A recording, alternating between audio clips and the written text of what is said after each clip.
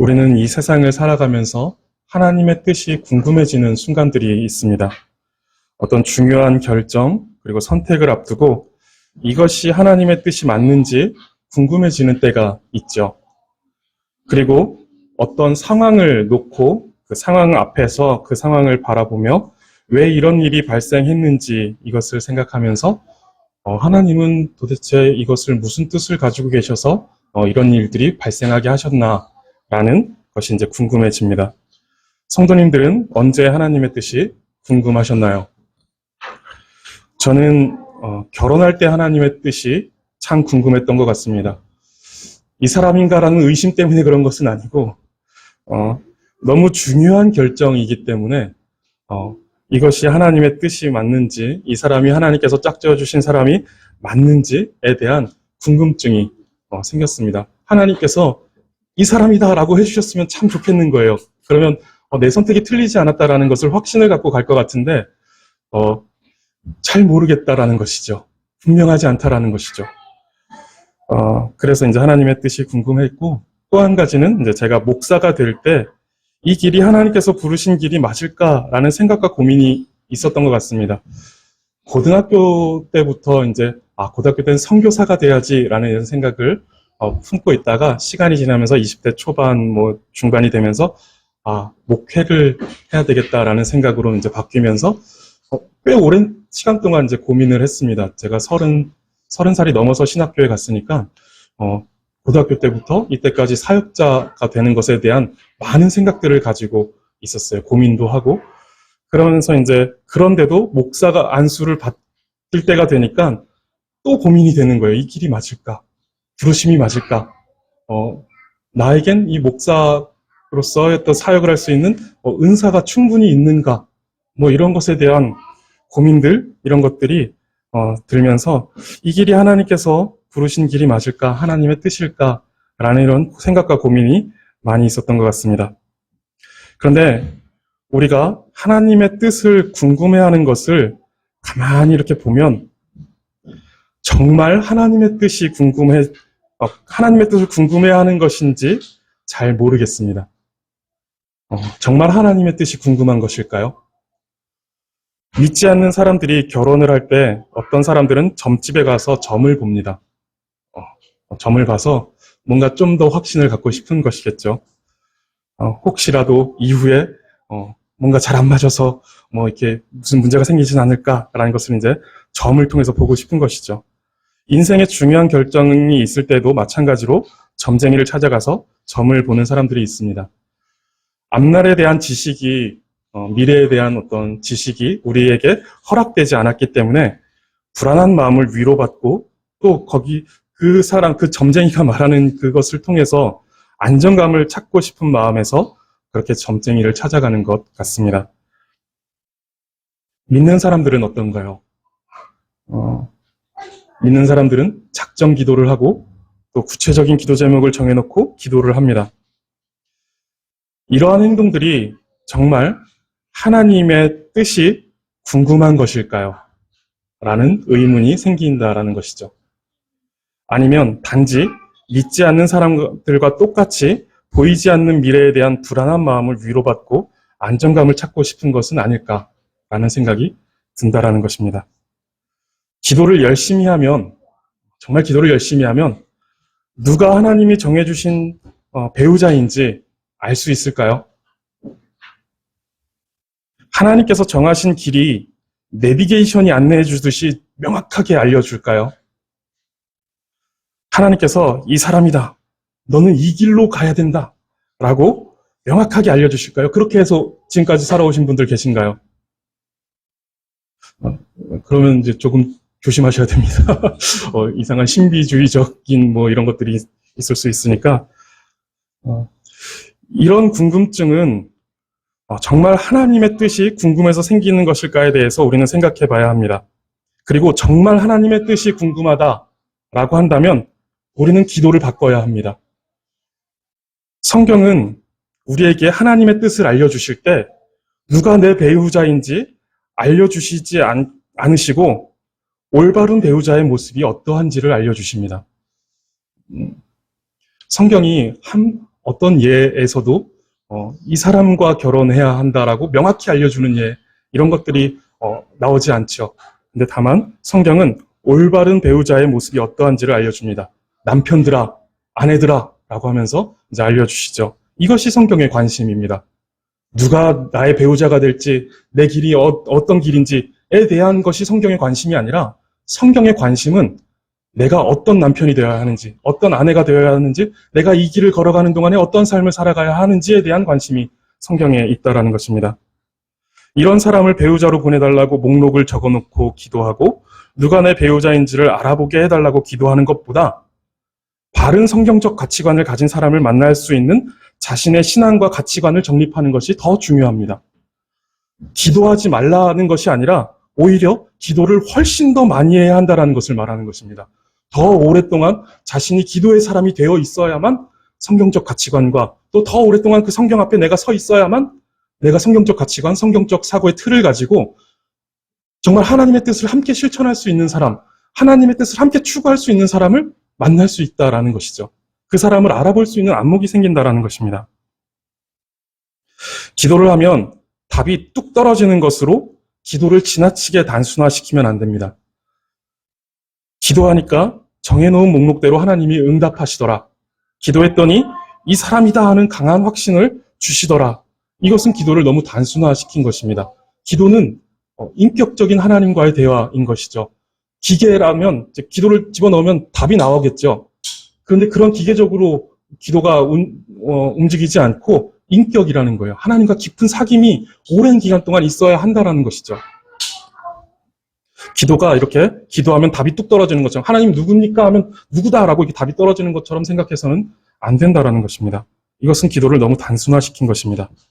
성경이 말하는 올바른 남편과 아내의 모습을 따르고 순종하고자 하는 사람을 알아보는 안목을 갖는 것이 잠깐 무릎을 꿇고 앉아서 목이 터져라 기도하는 것보다 하나님의 뜻을 구하는 자의 올바른 자세다라는 것입니다. 그 안목을 기르기 위해서는 오랜 시간이 필요합니다. 기도의 습관을 가져야 하고 바른 말씀의 지식을 쌓아가는 시간들이 필요합니다.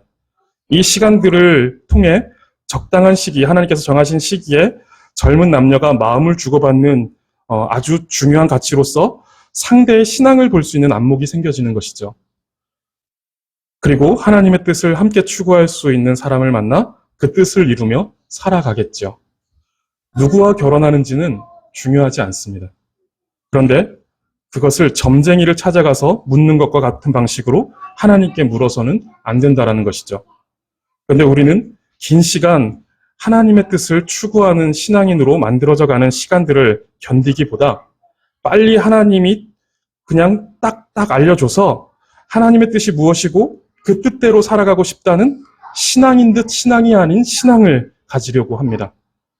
얼핏 보면 하나님의 뜻을 구하는 것 같은데 가만히 들여다보면 신앙이라는 틀 속에서 자신의 뜻을 구하는 교묘한 불신앙의 이빨을 드러내고 있는 것이죠. 그것은 하나님의 뜻을 추구하는 올바른 방식이 아닙니다. 우리의 인생의 방향을 정함에 있어서도 마찬가지이죠. 당연히 인생의 길을 인도하시는 하나님께 기도해야 합니다. 하나님께서 우리의 길을 인도하실 것입니다. 그런데 어느 날 갑자기 기도하여서 그 길을 보여주시기를 구하는 것은 점쟁이에게 찾아가서 이 길이 내 길이 맞는지 한번 봐달라, 내 미래를 보아달라라고 하는 것과 다를 것이 없습니다. 하나님의 뜻은 어느 날 기도해서 답을 들을 수 있는 것이 아닙니다. 성경에는 하나님의 뜻이 무엇이다 라고 말씀하시는 여러 구절들이 있습니다. 우리가 잘 알고 있는 데살로니가전서 5장 16절에서 18절 말씀을 보시면 항상 기뻐하라, 쉬지 말고 기도하라, 범사에 감사하라. 이것이 그리스도 예수 안에서 너희를 향하신 하나님의 뜻이니라 라고 이렇게 말씀하십니다. 하나님의 뜻을 미래에 나타날 어떤 구체적인 상태를 알려주시는 것이 아니라 하나님의 뜻은 주어진 상황을 어떠한 마음과 자세로 살아가야 하는지에 대한 형태로서 이렇게 우리에게 주어지고 있다는 것입니다. 그리고 베드로전서 3장 17절을 보시면 선을 행함으로 고난받는 것이 하나님의 뜻일진데 악을 행함으로 고난받는 것보다 나으니라 라고 말씀합니다. 마찬가지로 하나님의 뜻이 우리가 그리스도인으로 살아갈 때 어떤 마음과 자세로 살아가야 하는지에 대한 형태로 주어집니다.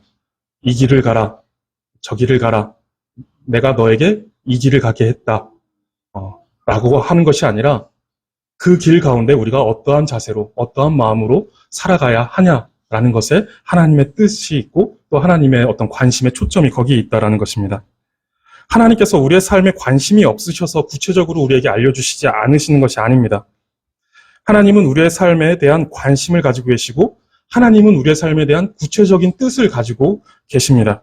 그런데 문제는 우리 역시 우리 삶에 지나친 관심을 가지고 있다는 것이 문제입니다. 다르게 말하면 우리는 하나님의 뜻에 관심이 없다는 것입니다. 우리가 너무 우리의 삶에 관심이 너무 많아서 하나님 앞에 그 뜻을, 그것을 계속해서 구한다라는 것이죠. 근데 정작 우리가 하나님의 뜻이 무엇인지에 대해서는 관심이 없다라는 거예요. 그래서 우리는 우리를 부인하지 않고서는 진심으로 하나님의 뜻이 이루어지기를 바랄 수 없고 기도할 수 없습니다. 누구와 결혼할 것인가를 구하는 것보다 그 사람과 하나님의 뜻을 추구하며 살 수 있는 신앙의 인격과 힘을 기르는 것이 더 중요합니다. 누구와 결혼하는 것에 호기심을 갖고 열심히 기도하는 것이 하나님의 뜻을 구하는 것이 아니라 올바른 안목으로 사람을 만나고 그와 함께 하나님의 뜻을 추구하며 하나님이 기뻐하시고 온전하신 뜻이 무엇인지 함께 분별하는 삶을 살아가는 것, 그리고 어떠한 삶을 살게 하시든 그 삶 속에서 하나님으로 인하여서 항상 기뻐하고 쉬지 말고 기도하고 범사에 감사하는 삶을 살아가는 것, 그리고 어떠한 상황에서도 선을 행함으로 고난받기를 자처하는 삶을 살아가는 것, 그것을 선택하는 것이 하나님의 뜻이라는 것입니다. 코로나로 지난 몇 년 동안 큰 혼란을 겪었습니다. 이 코로나를 통해서 나타내시고자 하는 하나님의 뜻이 무엇인지 사람들이 많이 궁금해했습니다. 하나님의 뜻이 무엇이었을까요? 이제 조금 지났으니 알 수 있을까요? 하나님의 뜻이 무엇이었을까요? 이때에도 성경이 우리에게 계속해서 알려주시고 있는 하나님의 뜻이 있었습니다. 하나님의 뜻은 항상 기뻐하고 쉬지 말고 기도하고 범사에 감사하는 것이었습니다. 그리고 하나님을 사랑하고 이웃을 사랑하라는 것이었습니다. 코로나를 통해서 우리가 여러 호기심들이 발동했죠. 하나님의 뜻이 과연 무엇일까? 그런데 그 상황 속에서도 하나님은 명확하게 우리에게 하나님의 뜻을 계속해서 보여주고 있었다라는 것입니다. 2011년 일본의 대지진과 쓰나미 그리고 원전 폭발이 있었습니다. 이러한 사태를 보면서 한국의 한 대형교회 목사님이 이것은 우상숭배에 대한 하나님의 경고이고 하나님의 심판이다라는 말을 했습니다. 그분은 그것이 하나님의 경고이며 심판이라는 뜻을 알리신 것이다라고 보았는데 정말 그분의 말이 맞는 것일까요? 정말 그것은 일본의 그 수많은 우상숭배로 인한 죄악들을 하나님께서 경고하시고 심판하시는 내용이었을까요? 그리고 우리에게 아주 예민한 사건이 하나 있습니다. 2014년에 있었던 세월호 사건입니다. 이것을 보면서 또 다른 대형교회 목사님들, 이 대형교회 목사님들은 왜 그러신지 모르겠어요. 조금 말을 좀 조심하셔야 될 것 같은데 또 다른 대형교회 목사님이 이렇게 말했습니다. 죄에 빠진 우리나라 국민들을 회개시키기 위해 하나님의 아이들을 제물로 삼아 세월호를 침몰시켰다. 하나님의 뜻을 이분이 잘 파악하신 걸까요? 우리는 이런 사건과 사고 속에 담긴 하나님의 뜻을 다 알 수 없습니다. 아무리 기도를 많이 하고 40일 금식을 하고 철야를 며칠을 하고 성경의 박사가 되어 있다 하더라도 하나님의 뜻을 이 사건과 사고 속에 담겨있는 하나님의 그 뜻, 하나님의 그 섭리하심, 이것들에 대해서 다 알 수 없다라는 것입니다. 그것은 우리에게 숨겨져 있습니다. 그저 우리가 알 수 있는 하나님의 뜻은 이웃을 사랑해야 한다는 것입니다.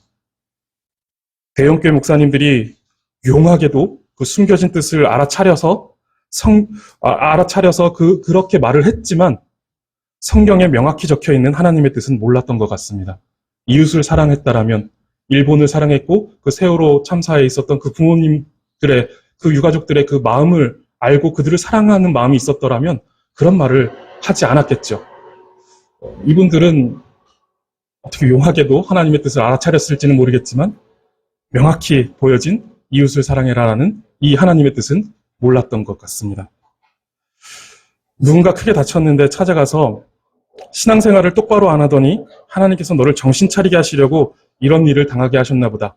이거 하나님의 은혜인 줄 알고 잘 견뎌라. 라고 자신이 하나님이라도 된 양 그 사건에 담긴 하나님의 뜻을 해석해 주는 것. 이것은 하나님의 뜻이 아니다라는 것이죠. 어쩌다가 이렇게 다쳤냐? 많이 힘들겠다. 필요한 거 있으면 연락해라. 나 계속 너를 위해서 기도하겠다. 라고 말해주는 것. 그 마음을 따뜻하게 해주고 그 마음을 위로해 주는 것. 이것이 하나님의 뜻을 따르는 것이다. 라는 것입니다. 우리는 다 이해할 수 없는 하나님의 뜻을 해석하려는 자가 되기보다 명확히 기록된 하나님의 뜻을 실천하는 자가 되기 위해서 힘써야 합니다. 그런데 우리는 자꾸만 그 뜻을 해석하는 자가 되고 싶어 하는 것 같아요.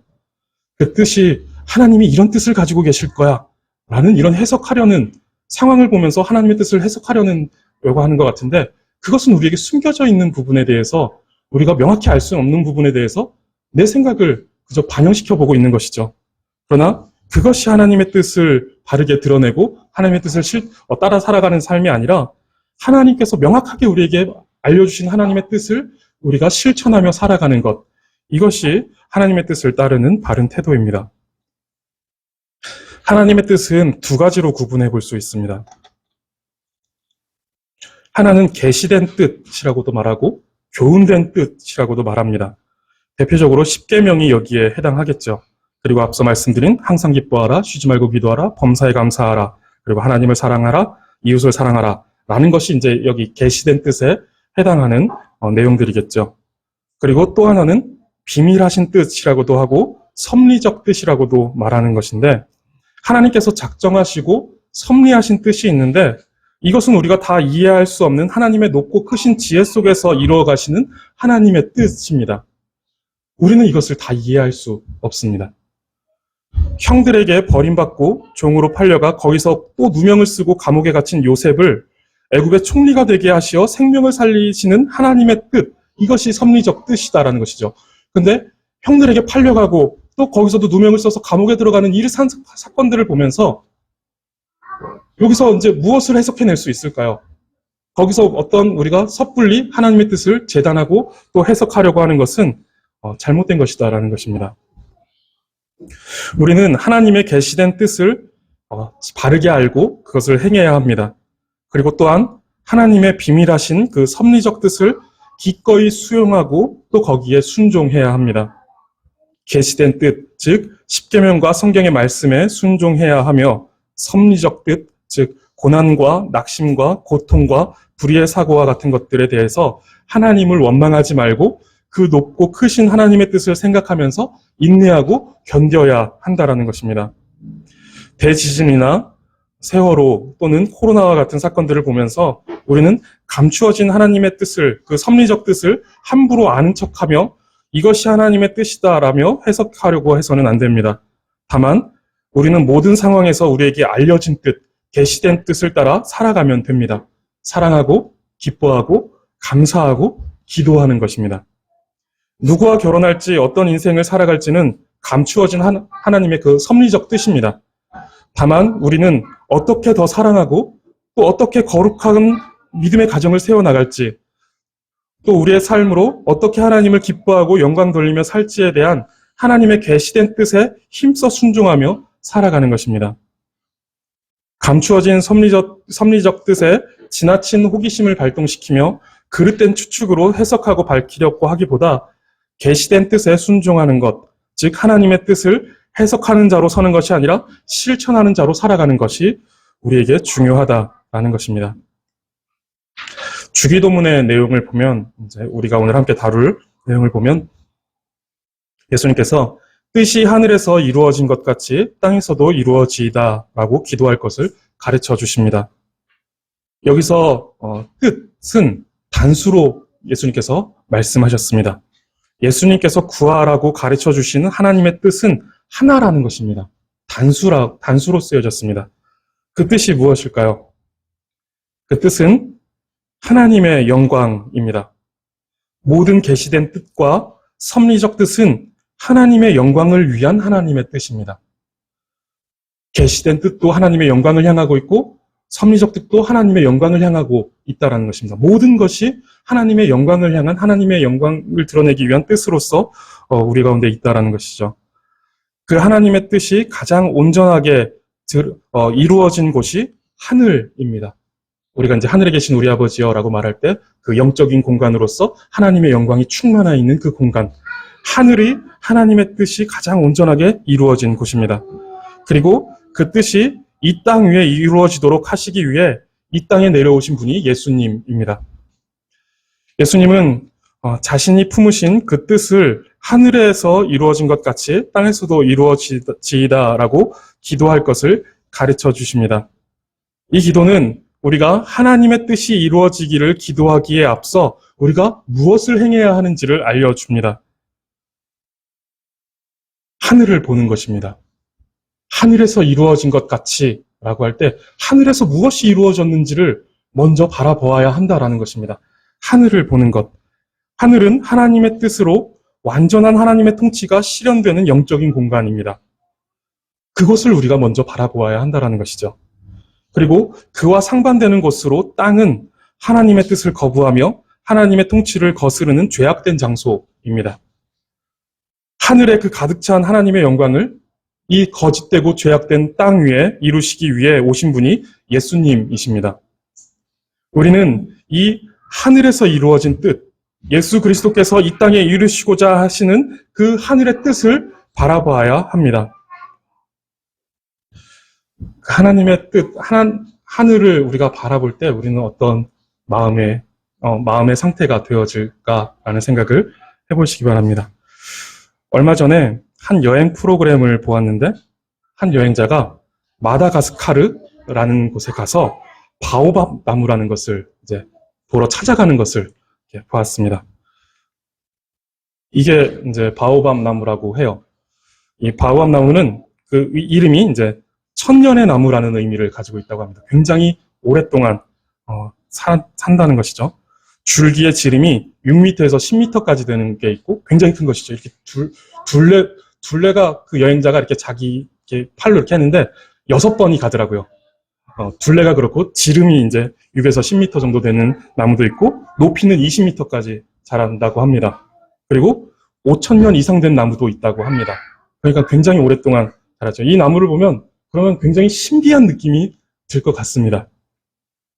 거기서 이제 여행자가 이 나무 앞에 앉아 이제 노을을 바라보면서 그 웅장함에 취해버리는 내용이 나오는데 그 웅장함에 이제 압도되어서 인생 아등바등 사는 것이 뭐 아무것도 아니다라는 이런 말을 하는 것을 보았습니다. 성도님들, 단지 이 한낱 자연의 압도적인 풍경 앞에서도 그 웅장함에 사로잡혀 인생의 작고 초라함을 느끼는데 하나님의 뜻이 또 하나님의 영광이 가득 차 있는 저 하늘을 우리가 바라보게 될 때 우리는 어떨까요? 그 앞에서 100년도 안 되는 인생의 일들에 아등바등해질까요? 하나님의 뜻이 무엇이지? 누구랑 결혼하는 게 하나님의 뜻일까? 라는 것에 우리가 얽매여 버릴까라는 것입니다. 우리는 훨씬 더 큰 하나님의 영광 앞에 압도당하면서 그 하늘에 취해버릴 것입니다. 우리가 이 자연 앞에서 압도당해서 이 자연에 취해버리듯이 우리가 하나님의 그 영광이 가득한 그 하늘을 바라보면 우리는 거기에 취해버릴 것이다 라는 것이죠. 우리는 그 하늘을 바라보며 거기에 이루어진 하나님의 뜻을 먼저 보아야 합니다. 그리고 그 뜻을 가지고 이 땅에 내려오신 예수님의 삶을 바라보며 그 높고 영화로우신 뜻에 흠뻑 취해 하나님의 뜻이 이 땅 가운데 이루어지기를 간절히 기도해야 한다는 것이죠. 우리의 그 작고 초라한 뜻이 무엇인지 알고자 아등바등 살아가고 하는 이것이 아니라 영광스러운 그 하나님의 뜻에 취해서 이것이 얼마나 작고 초라한 삶인지 우리가 추구해야 되는 것은 이것이다 라는 것을 생각할 줄 아는 그런 마음이 우리 가운데 먼저 있어야 한다는 것입니다. 그래야 우리는 그 하나님의 영광의 그 하나님의 뜻이 이 땅 가운데 이루어지기를 우리가 간절히 기도할 수 있다는 것이죠. 성도님들, 성도가 어떤 사람인 줄 아십니까? 성도는 하늘과 땅을 잇는 사람들입니다. 하늘, 그 하나님의 영광이 가득한 그 하늘과 이 거짓된 죄악이 가득한 이 땅을 연결시켜주는 사람이라는 것이죠. 하늘의 영광이 이 땅 가운데 이루어지도록, 하나님의 그 뜻이 이 땅 가운데 이루어지도록 그 연결시켜주는 사람이 성도다라는 것입니다. 하나님께서 우리에게 그런 권세를 주셨다라는 거예요. 그런 능력을 우리에게 주셨다라는 것입니다. 이것이 얼마나 놀라운 일인가 하면 하나님은 홀로 하늘에 하나님의 뜻을 이루셨습니다. 하나님은 충분히 그런 능력을 가지고 계시죠. 하늘을 하나님의 뜻으로 가득히 채우시는 그 하나님의 뜻을 이루시는 일을 하나님께서 홀로 행하셨습니다. 그리고 하나님은 그 뜻을 이 땅에서도 이루고자 하시는데 그때 하나님은 그 일을 홀로 하실 수 있음에도 불구하고 하나님은 충분한 능력을 가지고 계심에도 불구하고 하나님은 성도를 통해서 그 일을 하고자 하십니다. 성도의 기도로 하늘과 이 땅을 연결시키고자 하시는 것입니다. 그 일들을 성도의 기도를 통해서 하시겠다라고 하나님께서 결정하셨다라는 것입니다. 하나님의 뜻을 이루어 가시는 일에 우리를 동참하게 하시는 것입니다. 마태복음 16장 19절에 보시면 내가 천국 열쇠를 내게 주리니 내가 땅에서 무엇이든지 매면 하늘에서도 매일 것이요 내가 땅에서 무엇이든지 풀면 하늘에서도 풀리리라 라고 이렇게 말씀하십니다. 이 말씀은 앞서 이제 16장 16절에서 베드로가 이제 예수님께 고백하는 내용에 기초하는데 주는 그리스도시요 살아계신 하나님의 아들이십니다 라는 이 신앙 고백 위에 세워진 교회에 지금 이 하늘의 뜻이 이 땅에서 매이고 풀리는 그 열쇠를 그 교회에게 주시겠다라고 이렇게 말씀하시는 것입니다. 그리고 이 열쇠는 복음을 가리키는데 마태복음 28장에 가서 예수님께서 이 복음을 전하라고 명령하심으로 하늘을 열고 하나님의 뜻이 이 땅에 임하도록 하는 일을 교회에게 맡기셨다라는 것입니다. 복음을 전하는 것, 그 복음으로 그 하늘을 여는 그 열쇠를 교회에게 주셨다라는 거예요. 그래서 하늘과 땅의 권세를 그 예수님께 주셨고 예수님께서 그 우리를 보내신다라는 것이죠. 그래서 하늘의 그 뜻이 이 땅 가운데 이루어지기를 그 복음으로 인해서 하나님의 뜻이 이 땅 가운데 내려오도록 하는 일들을 우리 교회에게 맡기셨다라는 것입니다. 우리 성도들에게 하나님께서 맡기셨다라는 것입니다. 이것이 얼마나 위대한 하나님의 일이고 얼마나 영광스러운 일입니까? 성도는 이처럼 하늘과 땅을 잇는 사람이며 하늘을 땅으로 가져오는 사람이고 이 땅에 하늘을 만드는 사람입니다. 예수님은 이것을 성도의 기도를 통해서 하실 것이다 라고 우리에게 가르쳐 주시며 너희는 이렇게 기도해라, 이것을 기도해라 라고 우리에게 말씀하시는 것이죠. 하나님께서 성도라는 존재를 얼마나 위대한 존재로 생각하시며 또 위대한 일들을 우리에게 맡기셨는지 모릅니다. 하나님의 뜻이 하늘에서 이루어진 것과 같이 이 땅에서 하늘이 재현되게 하는 존재로서 성도를 부르셨고 성도의 기도를 통해 그 뜻을 이루어 가십니다. 그렇다면 뜻이 하늘에서 이루어진 것과 같이 땅에서도 이루어지이다 라고 기도하는 사람은 어떻게 살아가야 할까요? 이것은 우리의 다짐이 아니라 새 사람으로서의 변화라는 이 측면에서 생각해야 됩니다. 우리가 이 말씀을 들었으니 어떻게 살아가야지 하는 결심과 결단의 모습보다 새 사람으로서 우리가 변화된 사람의 어떤 그 측면에서 생각해야 한다는 것입니다. 성도는 예수 그리스도의 구속으로 새로운 심령이 그 우리 안에 창조되어진 새롭게 창조되어진 사람입니다. 우리의 욕망을 버리고 하나님의 뜻을 이루며 살도록 새롭게 변화된 사람이 성도입니다. 그렇기에 성도는 하나님의 뜻이 이루어지는 것을 위해서 자신의 뜻이 이루어지는 것을 포기합니다. 존재적으로 그렇게 그렇다라는 거예요. 우리가 결단하고 우리가 결심해서 무언가를 힘쓰고 우리의 의지를 그렇게 막 추구하며 나가는 것이 아니라 존재적으로 성도란 존재가 그렇게 새롭게 변화된 존재라는 거예요. 하나님의 뜻을 이루기 위해서 내 뜻을 포기하는 사람으로서 변화된다라는 것입니다. 이것이 성도라는 존재라는 것이죠. 하나님의 뜻에 우리의 뜻을 굴복시키고 하나님의 뜻을 널리 이루기 위해 자신의 뜻을 좁혀갑니다. 이런 변화를 받은 존재가 성도입니다. 그래서 세례 요한은 이런 말을 하죠. 그는 흥하여야 하겠고 나는 쇠하여야 하리라. 하나님의 뜻은 점점 커져가야 하고 나의 뜻은 점점 작아져야 하는 것입니다. 하나님의 뜻은 점점 흥하여야 하고 나의 뜻은 점점 쇠하여져야 한다라는 것입니다. 관심이 우리의 뜻에 있지 않고 하나님의 뜻에 있고 하나님께서 영광 받으시는 것에만 우리의 모든 관심이 쏟아지는 것입니다. 그래서 계시된 하나님의 뜻에 열심히 순종하는 것이죠. 십계명의 말씀을 또 하나님께서 이것이 나의 뜻이다라고 말씀하신 하나님의 뜻에 대해서 열심히 순종하는 것입니다. 계시된 하나님의 뜻에 대해서 열심히 순종하는 것입니다. 그리고 섭리적 뜻을 우리가 쉽게 너무 쉽게 가볍게 판단하지 않고 그 속에서 하나님께서 이루시고자 하는 일들에 대해서 묵묵히 받아들이며 순종하며 받아들이며 살아가는 것입니다. 하나님의 뜻에 사로잡힌 우리의 관심은 자연스레 이 땅 위에 하나님의 뜻이 실현되지 않은 곳을 향하고 그곳을 찾아가게 됩니다. 또한 하나님의 뜻이 실현되지 않는 이 땅을 보며 안타까워하고 애통해합니다. 그리고 그곳에 하나님의 뜻이 이루어지도록 모든 방법을 동원합니다.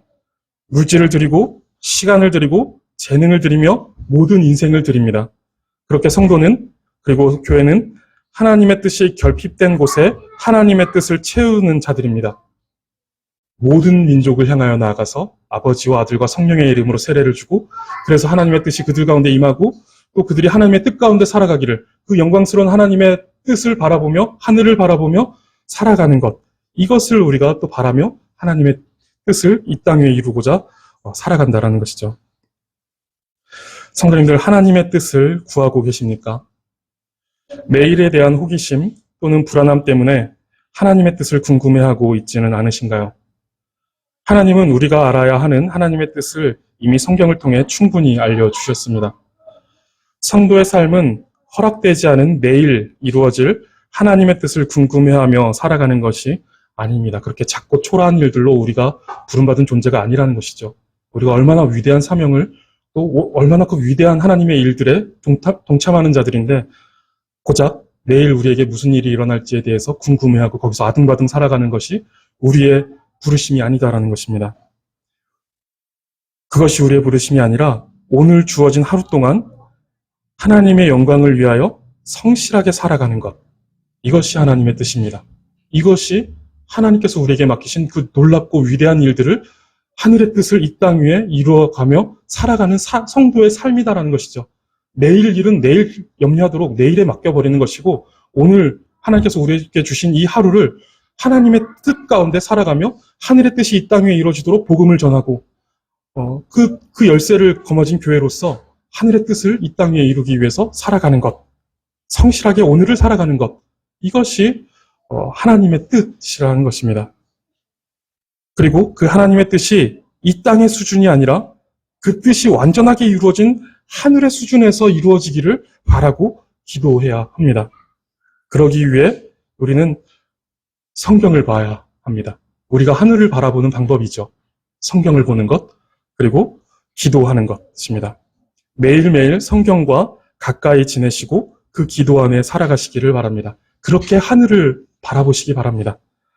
그렇게 형성된 성경적 세계관과 사고의 틀 속에서 우리는 하나님의 뜻을 더 선명하게 볼 것이고 더 풍성하게 볼 것입니다.